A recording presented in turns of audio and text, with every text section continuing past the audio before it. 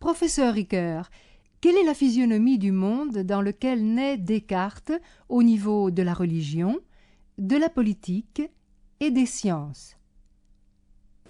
Oui, c'est surtout l'état des sciences qui est important, car Descartes a pris soin de ne pas être impliqué dans des conflits religieux et encore moins politiques. Mais il est face à la science nouvelle, à la science de Galilée, c'est-à-dire à la nouvelle à la nouvelle astronomie et à l'interprétation mathématique du monde. Alors, du point de vue religieux, nous sommes à la période de la contre-réforme, mais Descartes n'est pas impliqué dans les conflits entre le catholicisme et le protestantisme, mais jusqu'à un certain point, les conflits internes au catholicisme, à la théologie catholique, entre les jésuites, Port-Royal et les dominicains. Au point de vue politique, la monarchie n'est pas pour lui un problème. Pour des raisons qu'on dira tout à l'heure, s'il avait un projet de changer la société, c'était au terme d'un changement scientifique du monde, et nous sommes là dans la morale provisoire, et la politique fait partie de la morale provisoire. C'est le temps de la réforme protestante, de l'Inquisition et de la contre-réforme. Oui, mais Descartes est un bon catholique, et la réforme ne paraît pas avoir été pour lui un problème.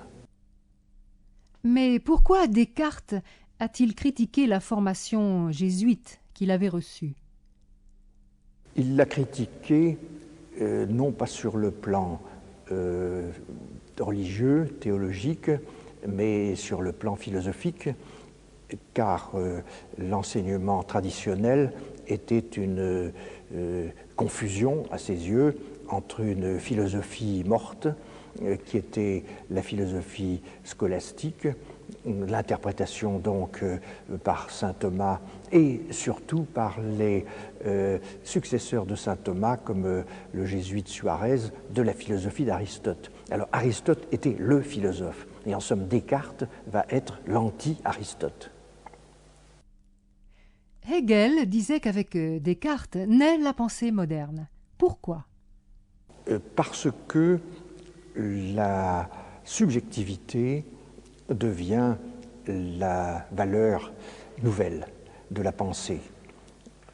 On pourrait dire très largement, comme le faisait d'ailleurs Hegel, que le monde grec, qui se prolonge en somme à travers le Moyen-Âge, a pris pour guide l'idée d'être et donc de substance, ce que sont les choses. Et avec Descartes, la question est qui est le sujet pensant en face des choses. Et donc, il y a un déplacement de l'axe philosophique de l'être du monde, de l'être des choses, vers le sujet pensant, vers l'homme pensant. Professeur, Descartes est défini comme étant le fondateur du rationalisme, c'est-à-dire le courant de pensée qui considère la raison comme l'instrument pour arriver à la vérité. Pourquoi doit-on utiliser le terme rationalisme? Peut-être que la philosophie, avant Descartes, n'était pas fondée sur la raison. Oui, il y a là un problème à la fois de continuité et de rupture, car par rapport à des formes irrationnelles de pensée que les modernes ont découvertes avec le romantisme et aujourd'hui avec Nietzsche et toutes les pensées de la déconstruction, etc., Descartes apparaît beaucoup plus solidaire de la raison classique, de la raison grecque. Mais lui ne s'est pas perçu comme un continuateur. Il a perçu la différence avec le Moyen-Âge par un usage de la raison différent, c'est-à-dire un usage de la raison instruite par la connaissance scientifique. Et alors c'est cette liaison nouvelle entre la raison et la science, et donc la science mathématique et la science physique, qui donne un nouveau visage à la raison. Donc on peut dire que les philosophies avant lui étaient des philosophies de la raison, mais c'est une nouvelle définition de la raison, par référence aux sciences. Descartes disait « cogito ergo sum », c'est-à-dire « je pense, donc je suis ». Cette affirmation qui, en apparence, peut sembler banale, a suscité des polémiques et des discussions interminables. Quel est l'enjeu qui se cache derrière cette phrase? L'enjeu principal, c'est de savoir si c'est la première vérité. Et au fond, vous disiez très justement que la phrase « je pense, donc je suis » paraît d'une banalité extraordinaire, mais ce qui n'est pas banal, c'est de dire que la philosophie commence avec cette affirmation. C'est donc la position de cette affirmation comme première vérité. Et deuxièmement, ce qui limite la banalité apparente de cette affirmation, c'est qu'elle est conquise à très grand prix, au prix d'un combat intérieur qui passe par le doute. Et en somme, c'est le doute appliqué à tout, n'est-ce pas? Appliqué à l'apparence des choses. On dit, supposons que tout ce monde ne soit qu'un rêve, que les mathématiques soient fausses, que les vérités traditionnelles de la métaphysique soient fausses. Et que reste-t-il? Il reste que, même si tout cela est faux, je pense, puisque douter, c'est penser. Et en somme, avant de dire « je pense, donc je suis », il faudrait dire « je doute, donc je pense ». Alors cela donne une force extraordinaire à cette phrase. Cette phrase, on doit la considérer comme un raisonnement, c'est-à-dire comme peut-être un syllogisme d'Aristote, ou même comme une intuition? Alors voilà justement une des querelles et une des discussions que cette découverte cartésienne a suscité, parce qu'il y a un petit mot, c'est donc. Je pense, donc je suis. Or, toute la logique du temps de Descartes, c'était la logique d'Aristote, et comme vous avez dit, c'était le syllogisme. Alors, si c'est un syllogisme, il faudrait écrire tout ce qui pense existe, or moi je pense, donc j'existe. Mais alors, d'où viendrait la première phrase tout ce qui pense existe? Et certainement, ce n'est pas ça que Descartes a voulu dire. Alors, c'est un donc qui a un sens unique, c'est-à-dire qu'il est impliqué, enveloppé, si vous voulez, dans le fait de penser, d'exister. Et la véritable expression, ce serait j'existe pensant. Et le donc disparaît, et nous n'avons plus affaire à un syllogisme, mais à une véritable intuition. Est-ce à dire qu'il y a une évidence immédiate dans cette affirmation? Ah oui, voilà. Toute la philosophie de Descartes, on pourrait dire, tient ou tombe sur le caractère intuitif, ou comme dit Descartes, évident. Il nous dit, mais faites le même chemin suivez le même chemin que moi, doutez radicalement, et vous comprendrez que vous pensez. Mais si vous avez compris que vous pensez, eh bien, vous êtes un être pensant. Mais cette première affirmation, qui est intuitive, est garantie par Dieu. Le principe d'évidence de l'intuition fait que cette intuition, c'est vrai, est garantie par Dieu. Mais on a observé que la démonstration de l'existence de Dieu se passe, chez Descartes, à partir de l'intuition. Ainsi, de l'intuition, on arrive jusqu'à Dieu. Mais Dieu est-il une garantie de la véridicité du principe de l'intuition? On a parlé aussi de cercle vicieux dans la pensée de Descartes. Qu'est-ce que vous pensez de ce problème, de cette question? Oui, c'est un très grand débat, ce qu'on appelle donc, comme vous avez dit, le cercle cartésien. Descartes connaissait l'objection, et voilà comment il a répondu. Il a répondu que Dieu n'était pas la garantie de la vérité du cogito, mais seulement de sa permanence. Car si on lit avec attention le texte de Descartes, il dit j'existe toutes les fois que je pense, mais si je cessais de penser, je cesserais d'exister. Par conséquent, c'est une vérité instantanée, et de ce point de vue-là, une vérité fragile.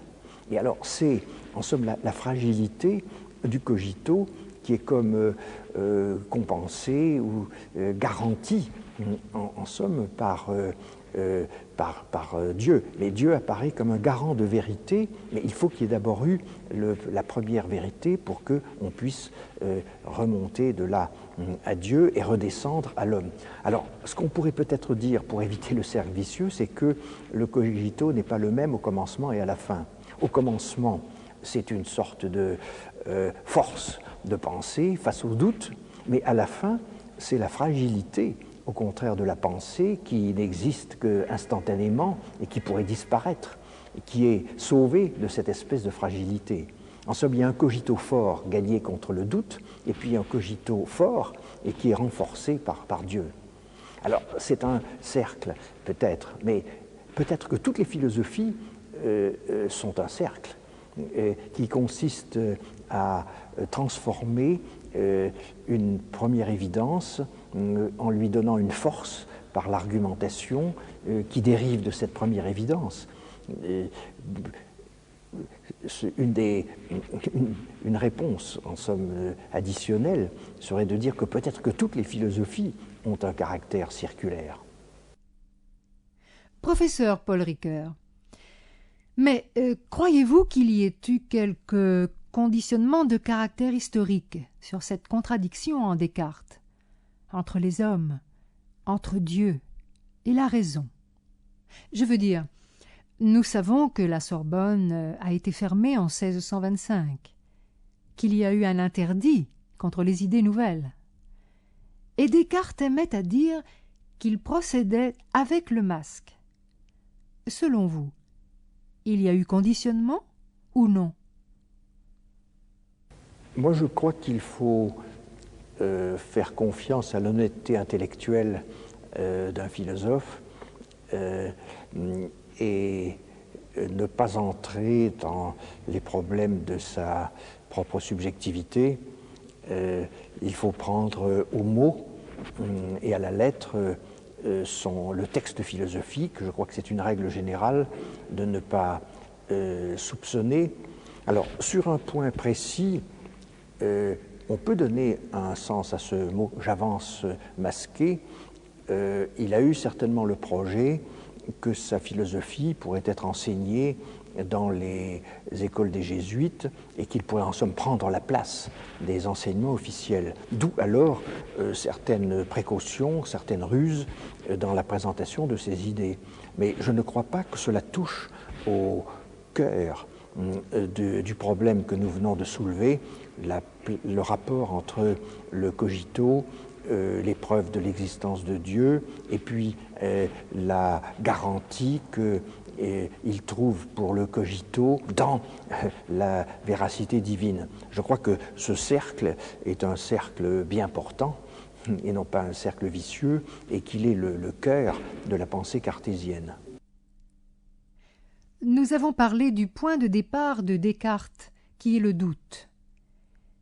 Vous avez dit que tout lui apparaît comme le produit, le fruit d'un préjugé. Même l'expérience peut être une tromperie. Et aussi les mathématiques. Pourquoi Descartes radicalise-t-il le problème du doute?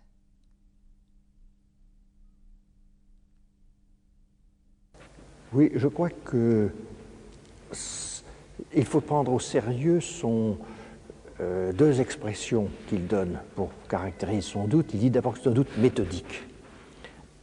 Cela veut dire que c'est volontairement qu'il conduit son doute, alors que tout naturellement, nous croyons que les choses que nous voyons existent telles que nous les voyons, et puis surtout que le calcul mathématique est absolument convaincant. Enfin, il y a une sorte de contrainte intellectuelle, pour ne pas parler alors d'autres problèmes qui, à l'époque de Descartes, n'étaient pas douteuses, tels que précisément l'existence de Dieu, que la nature spirituelle de l'âme, enfin, bon.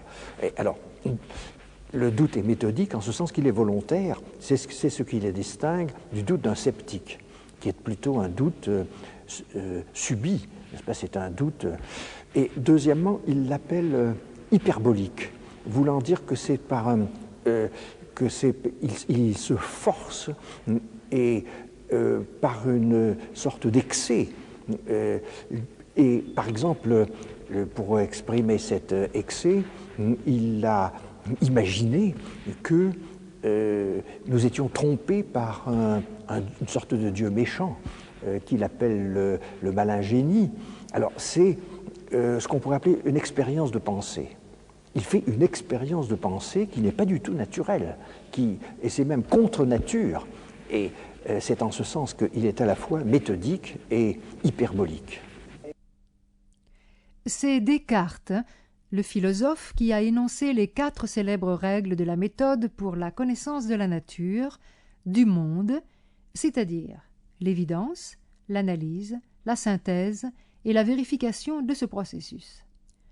Quelle est la différence avec la méthode de l'empirisme qu'avait énoncée Francis Bacon dans le Novum Organum? Oui, il y a certainement une très grande parenté, mais la différence essentielle, c'est que la clarté et la distinction portent sur des idées.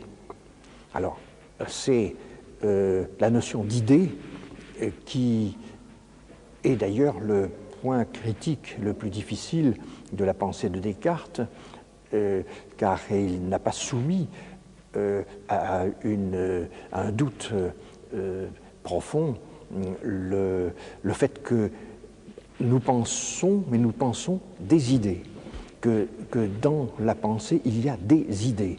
Et pour lui, je pense, comme Gouillet et comme Gerholt, qui ont été les deux grands interprètes français de Descartes, que là, il y a une tradition qui remonte aux Grecs, mais pas à Aristote précisément, qui a été le maître principal du Moyen-Âge, mais à Platon. Et que les idées ont en elles-mêmes un contenu qui doit être reconnu, mais non pas inventé. Alors, l'analyse des idées est l'essentiel de la méthode. Il faut les porter à un point de clarté, c'est-à-dire d'une vision qui nous met face à face avec la structure interne d'une idée. Alors, les idées ont leur structure propre. Alors là, c'est très différent de Bacon, qui va conduire plutôt vers l'expérience, même si le mot « idée » est commun à la philosophie de langue anglaise. Et c'est d'ailleurs un des points on peut dire, de méprise. Et quand on lit les auteurs de langue anglaise, on voit le mot « idea », le mot « idée », mais qui, justement, ce sont des idées de l'expérience, tandis que pour Descartes, ce sont des idées de la pensée, et on pourrait dire des idées dans la pensée. Comme si la pensée était un lieu, une sorte d'enveloppe d'idées, et que la pensée est habitée par des idées qu'il faut lire avec précision et en étant sans intermédiaire, construit par les interprétations successives, comme s'il y avait une sorte de face-à-face direct avec des idées. La pensée scientifique de Descartes est définie mécanisme. Et le cosmos est une grande horloge, le corps humain une petite horloge, et le monde matériel est la res extensa. Pourquoi cette vision mécanique si différente de la liberté de l'esprit et de l'âme? Qu'en pensez-vous, professeur? Oui, alors nous touchons là à un problème qui embarrassera tous les successeurs de Descartes, ce qu'on appelle son dualisme.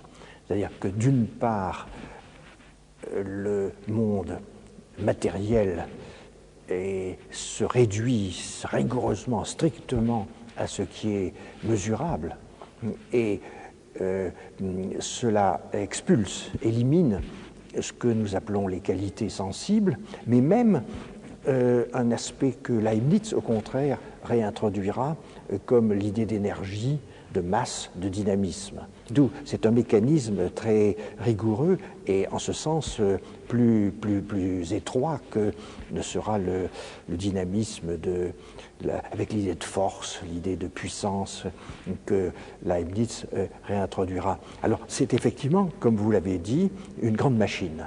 Mais nous, hommes qui pensons cela, nous ne sommes pas cette machine, nous sommes justement la pensée qui pense la machine. Mais la pensée qui pense la machine n'est pas elle-même une machine, c'est justement une âme. Et alors ce dualisme qui se retrouve entre la matière et l'esprit, c'est un dualisme qui n'est pas une contradiction.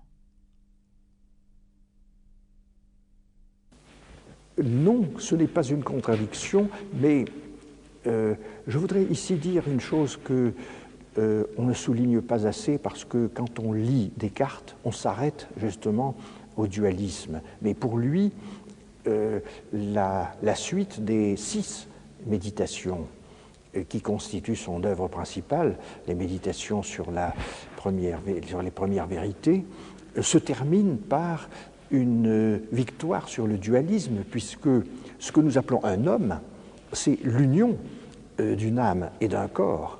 Par conséquent, nous sommes à la fois la pensée pure donc qui n'est pas matière, et d'autre part nous sommes un corps, qui est une partie de l'espace et donc une mécanique. Alors le grand problème, et c'est le point sur lequel tous les successeurs de Descartes ont été en désaccord avec Descartes, mais aussi entre eux, comment expliquer l'unité de l'homme. Car le Descartes savait parfaitement que nous sommes un, nous sommes à la fois pensée et matière. Et le corps humain est le lieu où se rencontrent la matière et l'esprit. Alors Descartes avait inventé, nous pouvons dire, une solution disant que l'âme habite le corps tout entier, mais elle est plus spécialement attachée à un point du cerveau qu'il avait cru pouvoir identifier. Et donc, ce qu'on appelle justement le parallélisme psychophysique est devenu une pierre d'achoppement, une cause de scandale pour ses successeurs. Nous avons parlé du mécanisme du monde cartésien, c'est-à-dire du mécanisme sans but. Je me demande quelle est la téléologie de Descartes, c'est-à-dire quel est le but final au niveau éthique, au niveau métaphysique en Descartes. Il y a une téléologie ?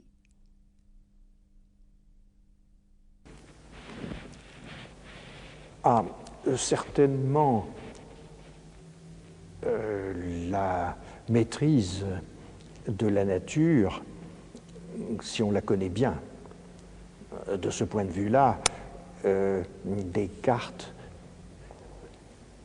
peut être loué ou au contraire critiqué pour avoir commencé l'ère technologique, parce que son projet, c'était que une parfaite connaissance de la nature, une parfaite connaissance scientifique de la nature nous rendrait, comme il disait, maîtres et possesseurs de la nature. Il y a donc certainement un rêve de domination que les modernes comme Heidegger critiqueront violemment, en disant qu'en ayant mis le sujet au-dessus de tout, d'abord on l'a exilé hors du monde, mais aussi on a soumis le monde à ce sujet. Et alors ce rêve de maîtrise, de toute puissance, a engendré peut-être le rêve fou d'une maîtrise technologique. Alors Descartes lui-même pensait qu'il y avait une limite interne à ce projet, qui était une limite de sagesse et par la maîtrise de nos passions. Alors, je crois qu'il ne faut pas séparer dans l'œuvre de Descartes ce livre, moi, que je trouve admirable, qui est le Traité des passions. Parce que le Traité des passions est vraiment un complément important des méditations métaphysiques. Parce que là, on voit d'abord comment il résout pratiquement le problème l'âme et du corps, puisque chaque passion, comme la colère, comme la peur, comme l'amour, a un aspect physique et un aspect mental. Donc c'est dans les passions qu'on voit comment fonctionnent ensemble le cerveau et l'âme, pour prendre le langage d'autrefois, mais aussi le gouvernement de nos passions par la raison met une limite à cette frénésie de domination. Alors là, nous avons alors un Descartes, on pourrait dire stoïcien, c'est un Descartes moraliste qui équilibre le Descartes scientifique. Vous avez parlé des passions de l'âme. Quelles sont ces passions pour Descartes? Quelle est leur qualification, leur contenu? Oui, comme j'ai essayé de le dire tout à l'heure, c'était pour lui l'occasion de résoudre pratiquement le problème spéculatif si difficile de l'union de l'âme et du corps, puisque chaque passion a un côté matériel, cérébral, et d'autre part un côté spirituel. l'âme, dans le langage du XVIIe siècle. Alors, ce qui est intéressant dans le traité des passions, c'est que Descartes a essayé d'appliquer son principe d'ordre aux passions. C'est-à-dire que l'homme, aussi imprévisible, chaotique, confus, soit-il, opaque, si vous voulez, peut être soumis à un principe d'ordre. Et il a tenté, en somme, de classer les passions principales. Il voyait 6 passions principales, et puis toutes les autres passions étaient des passions dérivées. Alors là, c'est une grande tradition, au fond, qui vient déjà d'Aristote, qui avait essayé de classer les vertus. Et au fond, les vertus correspondent à différentes passions, comme le plaisir et la douleur, la joie et la tristesse, et puis le désir. Alors, je voudrais insister sur 2 passions qui sont admirablement décrites par Descartes. D'abord, ce qu'il appelle l'attention ou l'admiration. Alors là, on retrouve une vieille idée des Grecs que la pensée commence avec l'étonnement. Et l'étonnement fait que nous sommes saisis, surpris par la présence des choses ou la présence des idées, avec Descartes, et que cette espèce de choc premier met en mouvement la pensée. Alors d'avoir traité comme une passion l'étonnement, l'admiration, cela donne à toute la pensée de Descartes quelque chose de beaucoup plus concret, de beaucoup plus humain. Et puis d'autre part, le désir, qui nous met sur un chemin qui sera repris par Hegel dans la phénoménologie de l'esprit, qui montre comment le désir et le désir du désir de l'autre, comment le conflit des désirs va engendrer la lutte du maître et de l'esclave, et puis jusqu'à la psychanalyse, jusqu'à Freud, la libido.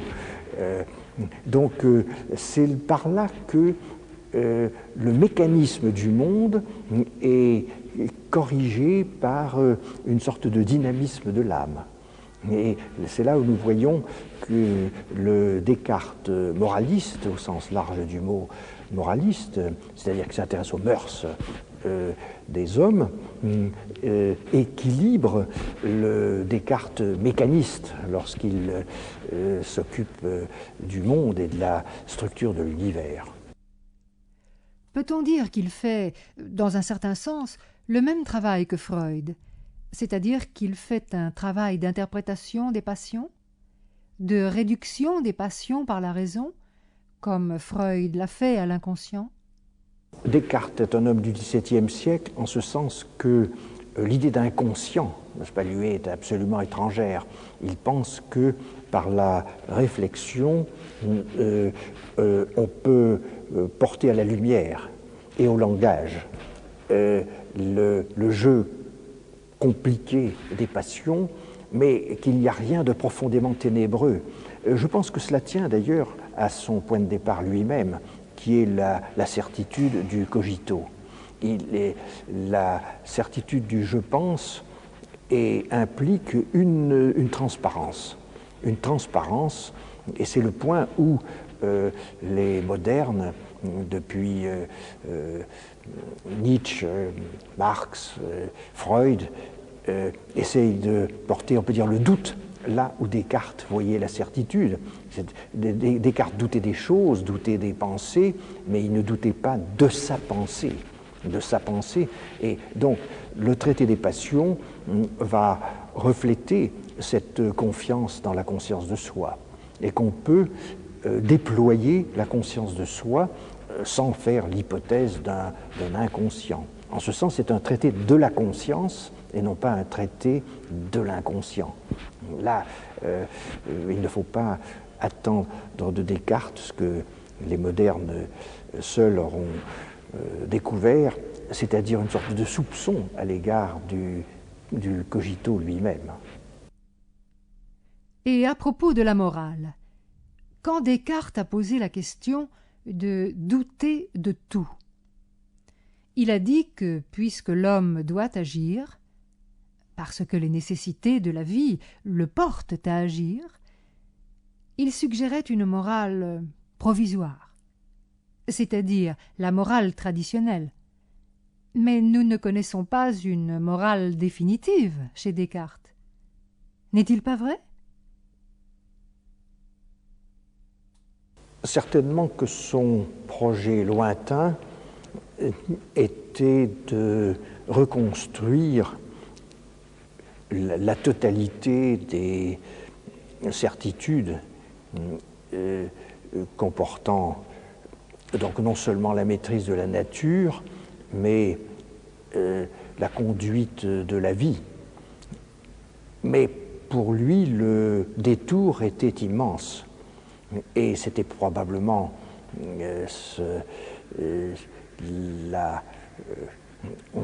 je dirais la monstruosité du rêve cartésien d'arriver par une reconstruction degré par degré à une reconstruction jusque de la morale quotidienne. Alors ça, ce chemin si long dépasse la durée d'une vie humaine.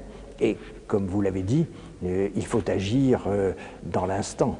Il y a une sorte d'urgence de l'action alors qu'il n'y a pas d'urgence de la pensée. On a tout le temps pour penser, même si on est mortel, d'autres penseront avec nous et continueront. Et la science, en somme, traverse les générations, tandis que c'est pour chaque homme qu'il y a la nécessité de se décider et de choisir. Alors, à la fois peut-être pour avoir la paix avec ses concitoyens, mais aussi avec lui-même, pour avoir la tranquillité de penser, il s'accorde à dire qu'il faut vivre selon les mœurs de son temps et avec la religion de son temps. Donc il est un catholique, un fidèle sujet du roi, et il se comporte selon la morale, comme vous le disiez, traditionnelle, mais qui est aussi la morale peut-être de toujours, celle que Kant, après lui, énoncera, qu'il ne faut pas faire aux autres ce qu'on ne voudrait pas qu'on vous fasse. Donc, Descartes n'est pas un penseur révolutionnaire, parce qu'il pense que la révolution véritable est celle de la pensée, et qu'on ne peut rejoindre, si je peux dire rattraper un projet éventuellement révolutionnaire, comme le voudra Nietzsche, de transmutation des valeurs, ou comme le voudront Marx, etc., de la société économique et politique, ne peut être qu'au terme d'une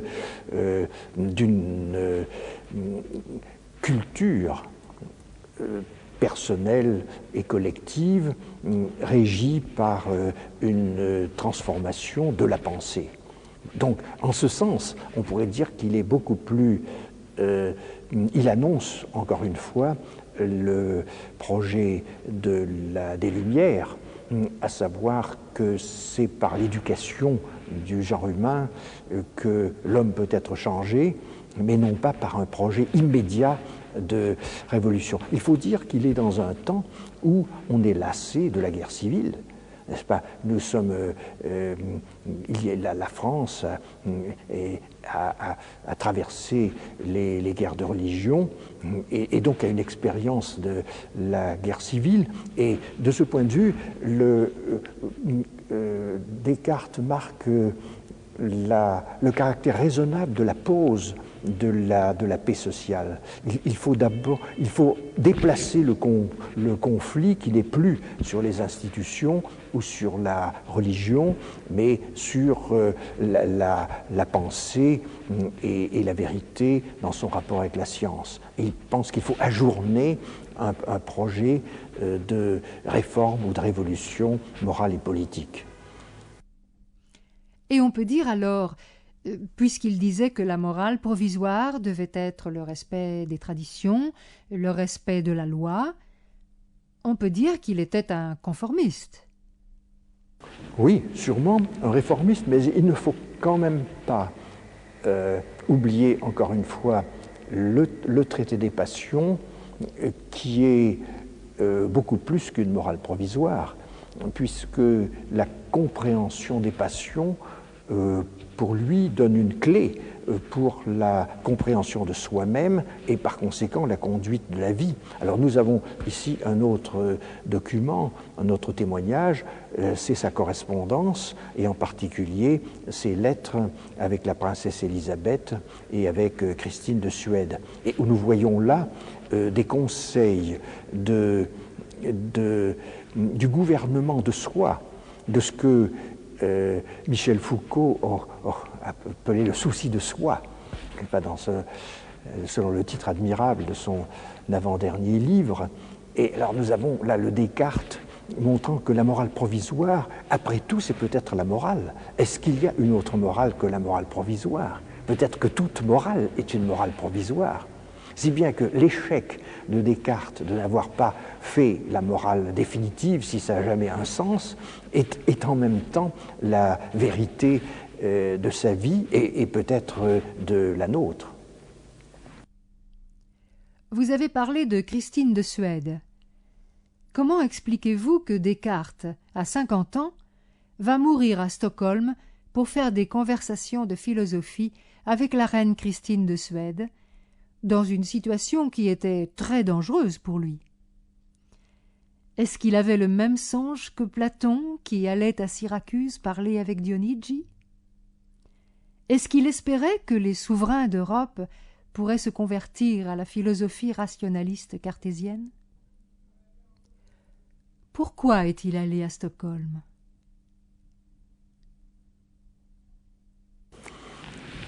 Je ne pense pas, moi je ne suis pas spécialiste alors de cette question, et ma réponse est donc très personnelle et très prudente.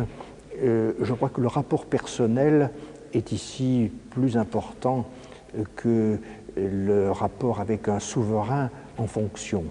Je veux dire que ce n'est pas le projet d'être le confident d'un monarque éclairé. Ceci serait encore une idée du XVIIIe siècle. Voltaire ou Diderot en relation avec le roi de Prusse ou avec l'impératrice de Russie.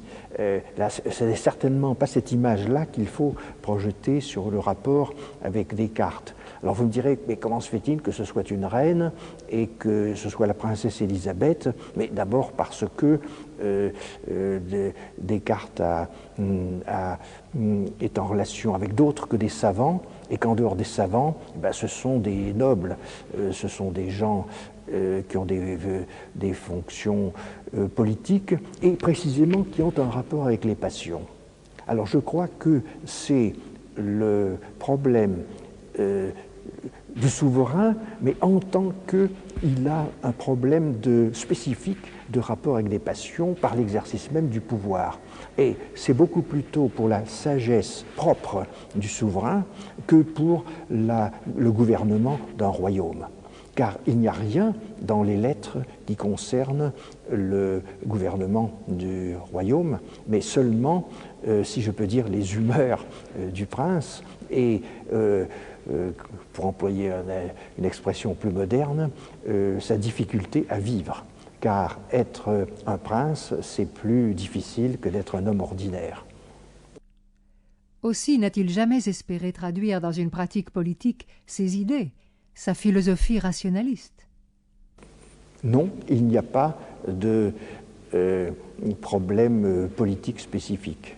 Il y a un problème moral, personnel, et il n'aperçoit dans l'exercice du pouvoir qu'un problème moral et pas un problème spécifiquement politique. Nous ne sommes pas à une époque où l'autorité des princes est considérée comme une source de l'erreur. Les erreurs sont dans nos passions. Elles ne sont pas dans le pouvoir des grands. Alors là, ça c'est le problème du XVIIIe siècle. Ainsi, l'erreur humaine en général, ne dépend pas de la raison. Quelle est la cause de l'erreur? Si on a cette grande rationalité à laquelle on peut toujours s'appeler, quelle est la source des erreurs humaines? Je crois qu'il faut revenir au point de départ de Descartes, qui sont ses propres raisons de douter. Et il donne toujours deux passion, en somme, fondamentale à la source de l'erreur, c'est l'habitude, c'est-à-dire de croire que quelque chose est vrai parce qu'on l'a toujours dit, c'est la coutume, et puis d'autre part la précipitation, c'est-à-dire que nous ne prenons pas le temps de réfléchir, nous pensons trop vite. Et alors la seule arme en face de cela, c'est de suspendre son jugement. Mais alors nous retrouvons là l'essence même du doute cartésien.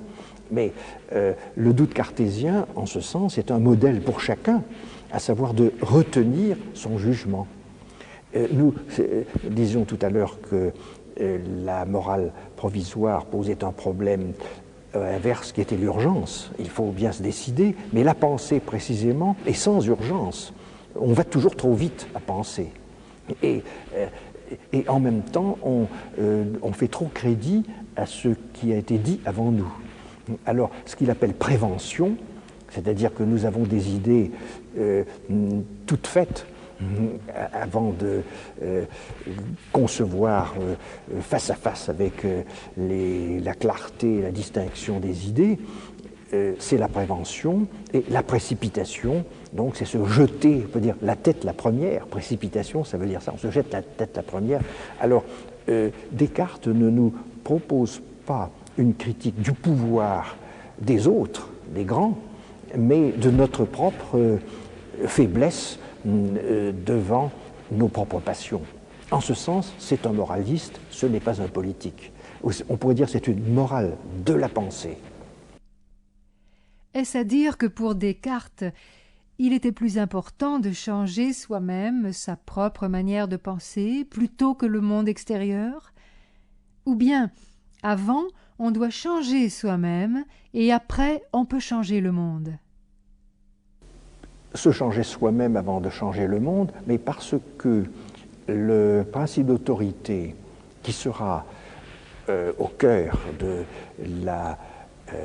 l'Aufklärung, de l'illuminisme, est perçu comme un problème moral et non pas comme un problème politique, c'est-à-dire que c'est nous qui nous laissons entraîner par la coutume, et donc c'est en nous-mêmes qu'il faut chercher la cause de l'erreur et non pas dans, on peut dire, la structure du pouvoir.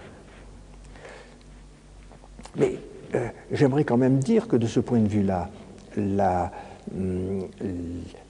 pensée des Lumières reste tout de même largement cartésienne, lorsque, dans son petit traité « Qu'est-ce que les Lumières ? Qu'est-ce que l'Aufklärung ?» Kant répondra « c'est la minorité », c'est-à-dire de laisser penser les autres à notre place, et donc penser pour soi-même, lorsqu'il dira « sapere aude », ose savoir, c'est un appel à la pensée directe. Alors je pense que de ce point de vue-là, la coupure est beaucoup plus tôt au XIXe siècle qu'au XVIIIe siècle.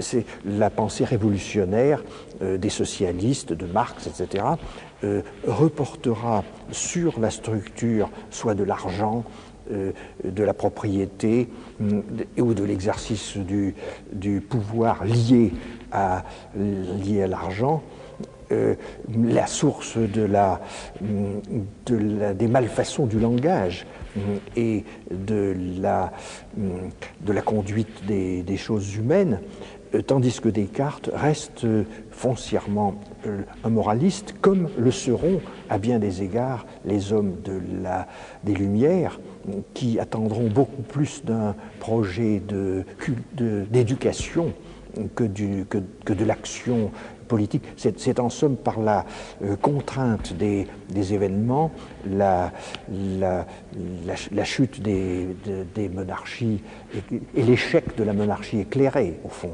L'échec de la monarchie éclairée conduira à un projet révolutionnaire. Dieu occupe un rôle très important dans la philosophie de Descartes.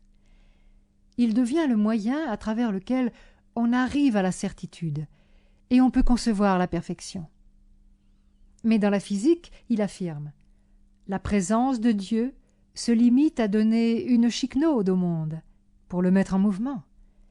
Et après, il se désintéresse du monde.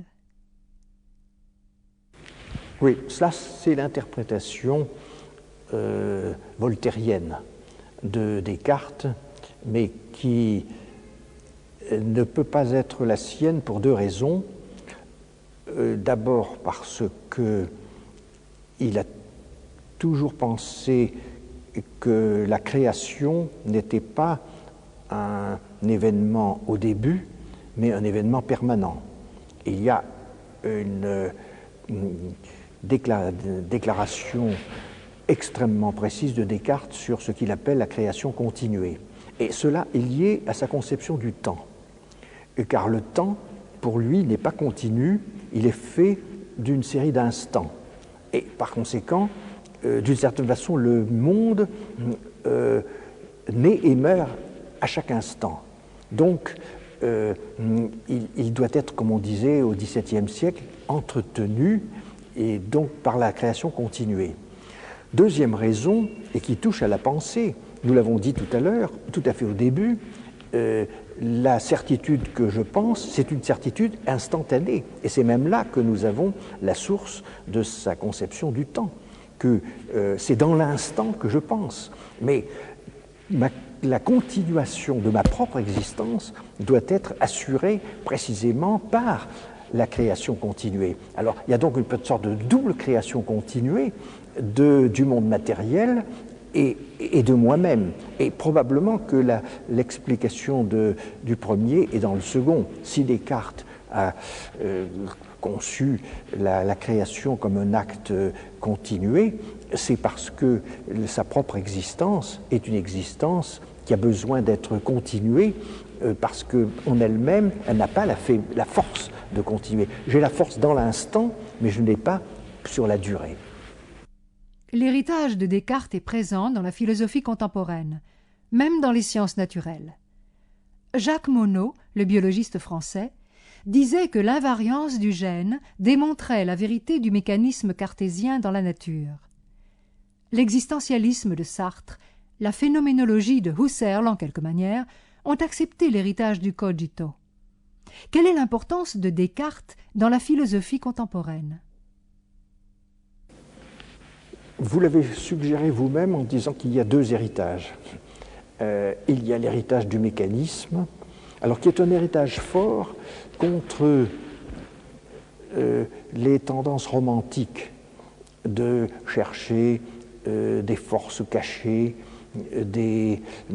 un dynamisme, un animisme, si vous voulez. Tout ce qui est ce que j'oserais appeler un néo-animisme est toujours réfuté par l'esprit cartésien. Alors, et nous ne pouvons pas être surpris de trouver deux héritages de Descartes, puisque c'est un penseur dualiste. Et alors, d'autre part, nous avons le Descartes de la réflexion. Et toutes les fois que l'on a tenté d'introduire dans les sciences humaines des modèles empruntés aux sciences de la nature, finalement, nous revenons à ce point cartésien, à savoir que la pensée ne fait pas partie des choses. Quelle que soit la solution du problème du dualisme, et comme je l'ai dit au début, c'est un problème peut-être insoluble, en tout cas c'est un problème sans cesse renaissant de ses propres solutions et des cendres de ses solutions, n'est-ce pas ? Alors, que la pensée, et nous dirions aujourd'hui plutôt le langage que la pensée, le monde des signes a ses lois propres qui ne sont pas celles des choses. Alors, nous avons ce double cheminement du mécanisme dans la nature physique et d'autre part la pensée qui se pense et qui déploie les propres lois de son interprétation dans l'ordre des signes, que ce soit les signes du langage ou les signes de la peinture, les signes de la littérature. Voilà, ce sont ces deux règnes qui cheminent ensemble et nous ne cessons pas de confronter tantôt pour les opposer, tantôt pour les rapprocher, les sciences de l'esprit et les sciences de la nature. Et je pense d'ailleurs que le grand débat chez nous, c'est toujours quel est le rapport des sciences de l'esprit aux sciences de la nature. Nous ne pouvons ni les confondre, ni les séparer. Professeur, en conclusion, quelles sont les liaisons entre Descartes et le philosophe Ricoeur? J'ai fait un peu l'éloge du cogito pendant tout cet entretien, mais la certitude non seulement de penser, mais la certitude de mes pensées est devenue le lieu même d'un doute fondamental, puisque derrière une pensée peut se cacher une autre pensée, il y a une opacité, un manque de transparence à la pensée humaine, et qui est le point de départ d'un doute fondamental qui n'est plus le doute sur les choses, mais qui est un doute sur nous-mêmes. Et alors, le problème de l'herméneutique consiste à, je dirais, à longer le circuit entre moi-même et moi-même. Je ne me connais pas directement, je me connais à travers les signes, à travers les œuvres de culture et entre autres les œuvres de la littérature qui me renvoient l'image de ce que je suis. Alors c'est ce caractère indirect de la connaissance de soi qui est, je crois, la grande différence entre la pensée herméneutique et la pensée cartésienne. C'est, on peut dire, une révolution à l'intérieur de la révolution cartésienne. Ce que l'on garde de Descartes, c'est cette idée que la pensée est le lieu et le milieu de la réflexion. Mais là où Descartes voyait un rapport direct de soi à soi, l'herméneutique voit un rapport indirect à travers les œuvres extérieures de la pensée. Je dois en quelque sorte me perdre dans les œuvres de la pensée pour me trouver. Et c'est cette perte qui est le moment du doute et du soupçon auquel je faisais allusion à travers Nietzsche, Marx, Freud. Mais je dirais que la vérité de Descartes, c'est que la certitude est au bout du doute. Et que, par contre, je dirais que nous avons allongé le chemin du doute vers la certitude. Et c'est cet allongement qui est l'herméneutique. Mais avec, on peut dire, l'espérance cartésienne de se reconnaître soi-même. Et peut-être, j'ajouterai, mais ce n'est plus du tout cartésien, en reconnaissant les autres. Et s'il y a quelque chose qui est absent de Descartes, c'est peut-être autrui.